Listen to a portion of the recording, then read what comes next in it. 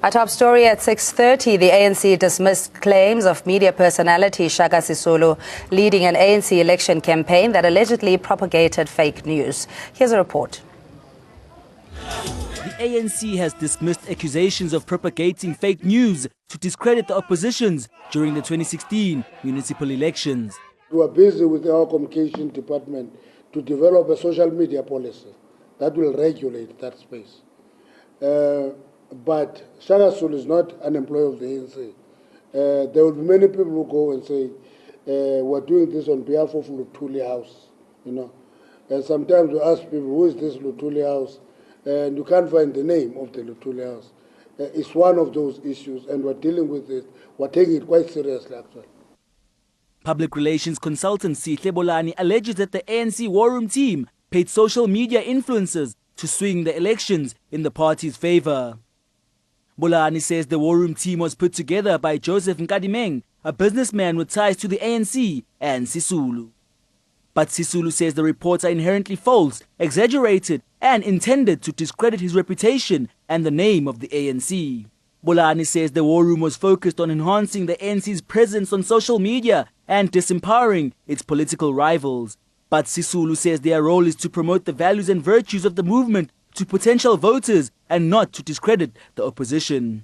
Bolani says the War Room team agreed to produce and plant fake EFF posters to disarm the opposition. But Sisulu says they are made aware of provisions of the Electoral Code and are careful not to break the law. Social media propels fake news faster than the truth. It's up to the discerning public to distill the facts from fiction. Bureau Report, ANN7. And joining us on the line is Mlondi Mkhize, ANC Youth League spokesperson. We have Sfiso Mahlango, ANN7 resident political analyst. And as always, the lines are open on 011-542-2186, or you can tweet at ANN7TV or at I am Cindy Mabi. Mlondi, thanks so much for your time. On the surface, this would seem like a business deal gone very wrong for the ANC if Ms. Bolani is to be believed. We know that the ANC has distanced itself from this covert campaign. But in all fairness, the matter is now with the court. She's demanding her money. What exactly happened? Well, as the African National Congress, you wouldn't know. But all that we understand is that the ANC has maintained, which is what would maintain, that it runs its campaign and its methods through a company it would employ, which I think they did disclose. And secondly, that they were using the ANC communication team, and that has been our understanding. Even when we met during elections as communication subcommittee of the ANC, some of the people that are suggesting, or the person that is suggesting, I've never seen her in that meeting. But I think that is quite important to draw something from what the SG of the ANC Congress says, that there are many people in the country that begin to say things on behalf of Luthuli House. And when you get to ask a question, who is Luthuli House, you would not get an answer of the individual. You'd always get an answer of a building. Now, the building quite certainly cannot speak, and that requires individuals to do so. Now, that is why I think it is important that the person concerned begins to speak fact and indicate who did she speak to. And from that point of view, then we'll be able to understand really what really happened. But so far, as the issue is concerned, we want to maintain the ANC position that they are not aware of the matter, and that so far as they are concerned, the issue was dealt with internally, and that I don't think that the African National Congress, in its good work in government, would have to go to an extent of discrediting other political parties when, in fact, it is expected to communicate its success stories for our people to continue to vote for it, to continue to give services to the country. Let's get a response from Sfiso Mahlango in studio with us that this is something that the ANC would have to nip in the bud very quickly, because already it's ventilated in the court of public opinion that, again, the ANC is pulling dirty tricks, and even the 2016 elections could have possibly been influenced. The SG is reported to have had a conference with the IEC members prior to the elections. So there's all sorts of conspiracies going on, and something needs to be done correctly to put the matter straight. Well, good evening. Good evening, Madam Speaker. Honorable Member. Yes, and sir. I say that tonight because this is to be indulged with a lot of humor. Let's look into the characters of the people we're talking about. Mr. Shaka is the grandson of the ANC. He's perhaps the grandson of our parliament or the grandson of a movement, a very flamboyant speaker. We also know about Shaka, that he hosts the show on SABC3 with the flamboyant Cooley Roberts, trending essay. And, his personality is ingeniously one who is in PR. So a lot of PR stunts often go wrong. In my view, this was a PR exercise that he engaged in. I don't know and don't believe that this was on behalf of Luthuli House, or he was for that reason further engaged in Luthuli House. But politically, I don't think one party should say the other party engineered their downfall. The results are what they are. Parties go into coalition governments. A lot of the staff politicians say when they're campaigning isn't even true. Are we now going to say Mr. Herman Mashaba must step down because he got the votes of Gauteng by promising people that he would remove e-tolls? He knew he would not remove e-tolls. So there's a lot of mudslinging and a lot of grandstanding and a lot of public relations when you deal with campaigning. I think this was a campaign trick or a campaign method or a relationship between Shaka and this lady that has gone wrong, and now there are attempts to get money out of them. But what shouldn't exist is that she should not engage the entire organization and put it in disrepute, because I don't think the top six necessarily even know who she is or have even interacted with her. I think the ANC continually does business with Shaka, and Shaka does business with his own people, and I think that's where the accidents happen. Yeah, but I think going forward in protecting the brand and the movement, President Jacob Zuma calling for unity and dealing with issues of factionalism and eroding the legacy of the 105-year-old movement, is that there needs to be a media strategy that speaks of a solidified voice within the ANC, as opposed to what happens at the moment, where it's either business people that have an interest with the ANC programs. They start their own initiative in what they may deem to assist the organization, and yet the head or headquarters is not aware. Mlondi, are there such plans in place? Well, I think that you can't sell a dream to South Africans, and including members of the African National Congress, that there is unity. Members of the African National Congress would, in fact, be reciprocate that unity once the movement is united. And I just need to indicate that unity in an organization does not mean difference of opinion, but it means acting in unison once the decision has been taken. And I think that what we need to emphasize more on the African National Congress, unity means remaining disciplined even if decisions that are taken are not of your personal preference. And I think that the African National Congress would continue to do the work that is necessary to bring about the unity in action. And part of the things that want to revive that unity is the fact that the African National Congress has dedicated this year to Comrade O.R. Tambo, the longest-serving president of the ANC, who across the movement is respected of having led under difficult times, but try his level best to keep the movement and the organization called the African National Congress united under difficult conditions. There are many stories told of dissent and of many disagreements, but O.R. Tambo was able at all times to keep the organization united. As an example, Morogoro Conference, in fact, as a consultative conference, was as a result of a dissent and a thinking that was saying, as a movement and as an organization, there are things that we're not doing right. And part of granting that Congress ensured that the organization comes out of that Congress united. And we hope that as we're going to have a consultative conference after the policy conference of the ANC, the African National Congress will come better. I'm just indicating that, that these are some of the steps that the African National Congress has put in place to ensure that it builds unity amongst its members and it builds unity amongst its ranks. The remembrance of O.R. Tambo as a centenary celebration of his life and times, the consultative conference which is going to take place immediately after the policy conference, and that would have to be the starting point, but we don't need to start and end there. We would need to continue. And ultimately, a reflection of positive steps would be seen in the outcome of an elective conference in December of the African National Congress. That would give an indication to South Africans and members of the African National Congress whether we've been able as members and as leaders at various levels to help the African National Congress to begin to act in a manner that demonstrates that it is united.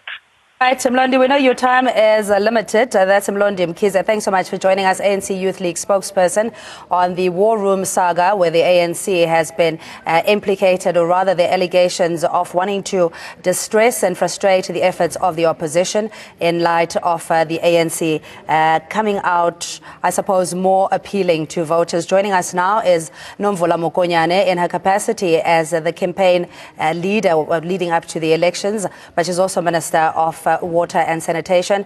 Mama Action, thanks so much for joining us. Blondi, earlier on, we were saying to him that some form of strategy needs to be in place to prevent any fake news, even tarnishing the ANC further. I mean, there had been other news around Home Affairs deporting foreign nationals, which was found to be untrue.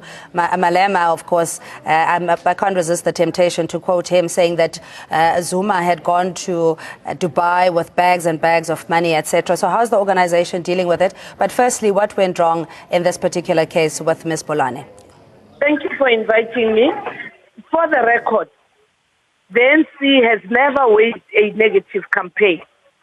Ours has always been about focusing on our positive message, what the NC is all about, what we stand for, and we know for the record, many have waged negative campaigns against us. On the War Room saga, again, for the record, as the SG has said today at the Lekgotla, this is an issue of two individuals acting outside of the NC's elections machinery and outside of the organizational processes in terms of the agreements and the relationships that have been established. We do also take cognizance that there is, and it has been said by many leaders of the opposition parties, that theirs is about discrediting the ANC. And what we will actually refuse to do is to be drawn into a negative corner. We want to build a united, non-racial, prosperous, and non-sexist democratic South Africa, and hence our agenda will forever be developmental. We have accepted that the ANC is going through another period of challenges, but this is not the first of its kind, and it is only through self-correction, reclaiming our base and reconnecting with our constituencies, because we have listened to our people, we have heard our people. We are now on a path of broadening our base and making sure that the ANC is not only heard, is seen to be dealing with the issues that affect the people of South Africa. What is your response to the opposition political parties saying that Ms. Bolane's claims are indicative of the ANC's dirty tricks during the elections? We've never done that, and I dare challenge any party to actually give us that evidence. You can go to our official Twitter handle and look at all the engagements from the side of the NC.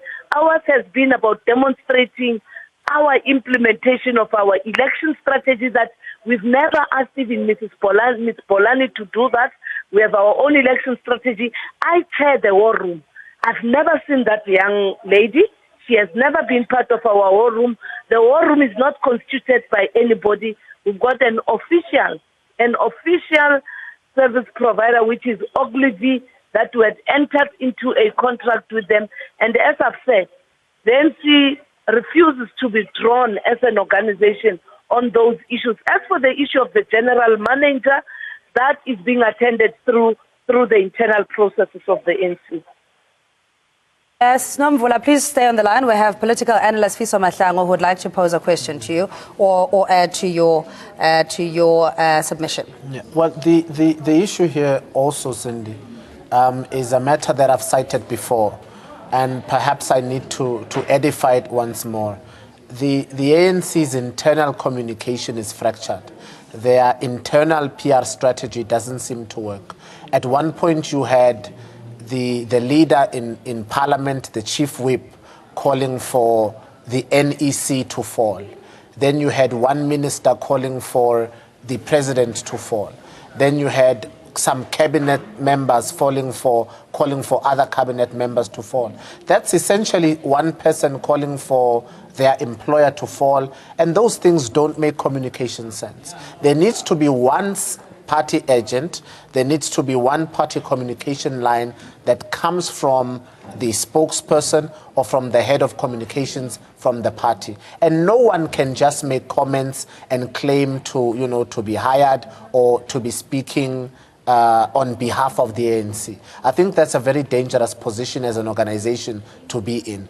They should employ, and I think they need to get their communication strategy right. When you and I were at the January 8 event, it was very strange to me that the spokesperson of the ANC nationally, Mr. Zizi Kodwa, was nowhere to be seen. Later on, he was to be seen on Twitter, later on the event, attending DJ Black Coffee's wedding and giving hugs to, Mr. Julius Malema and Buyiseni Ndlozi, but he was not there within his own event. When he's not there, then people can cast aspersions, and when the spokesperson hasn't spoken, other people will shine in his light and then begin to make statements. Some of those statements will be true, of course, some will not be true. So there is a public relations issue that the ANC and even from the campaign department that has got to be sorted out. It is a party fracture, and unless they sort that out, there's always going to be these issues of people coming to the side to say, well, I was asked to do this and I did it. Well, I was employed by Luthuli House to say this and I said it. And then, the issue of paid Twitter comes in. But who then is Luthuli House? Because Luthuli House is not an individual. Luthuli House is a building, it's not a person.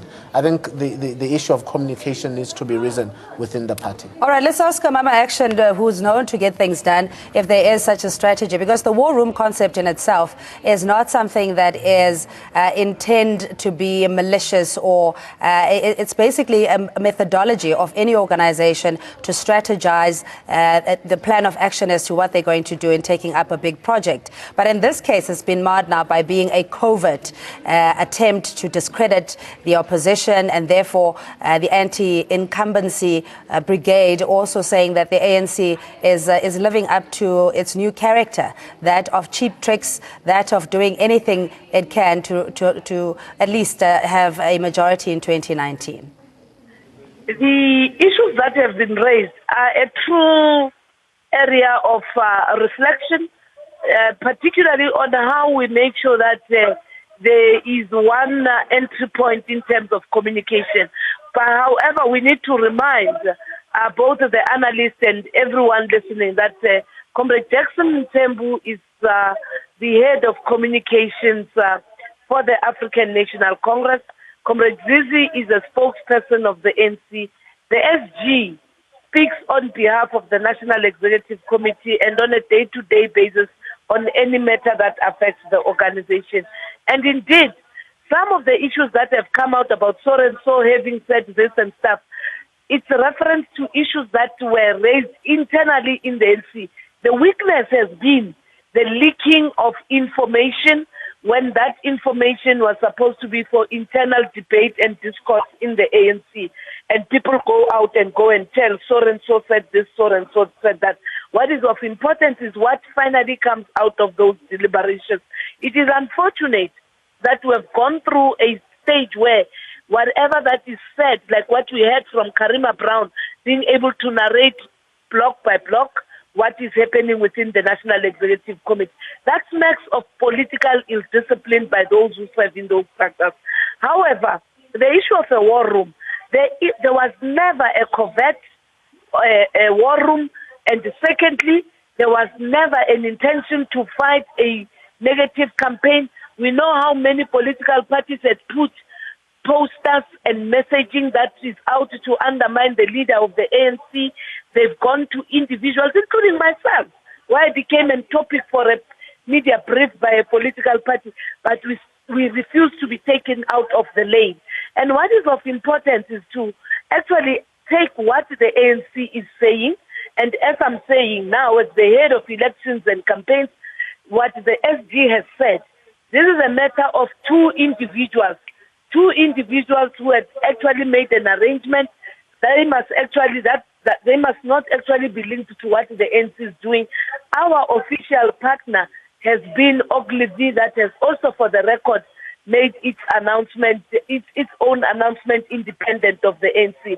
I also want to acknowledge the fact that what the period that we are in, it's one of those silly seasons where everybody would want to make an input and be seen to be saying something relevant. We have also asked everyone, our allies, the leagues, from the National Working Committee, that let's desist from competing on articulating issues that have to do with the organization, because we are hurting the African National Congress while trying to become popular as individuals. That does not work. Shaka Sisulu was never assigned by the Elections Commission to do any elections work, and he's correct. He does those things on a voluntary basis, like many other ANC volunteers. There's never been a commitment to go and resource capacity of anybody, including the individual at hand. Mvula Mokonyane, ANC NEC member and Minister of Water and Sanitation, and also the champion for the election campaign for the ANC. Very briefly, so just in going forward, Chris Vick, who is a journalist, was quoted in a tweet saying that this is only the tip of an iceberg, that we're going to see more dirt coming through. Well, if I have 30 seconds, I always say ABSA must pay back the money. But in reality, ministers and cabinet members, politicians should be sensitive. I do believe that Mr. Shaka should have been more sensitive in dealing with those issues. Yesterday, he went to Twitter to say he was going to share deeper into the ANC story and these accusations on his show. He didn't make it to his show last night. Mr. Malema also took him on Twitter to say, you can't interview yourself. Get a real journalist to do it. So I think leaders must be accountable, but also they must be sensitive not to fight wars on Twitter and not to think to account on Twitter. If you do the right things, find the right accountability. I think that's what leaders need to learn. All right, thanks so much, Sfiso Mahlangu, political analyst, joining us, and Mvula Mokonyane on the line as well. We'll take a quick ad break. We're back after this.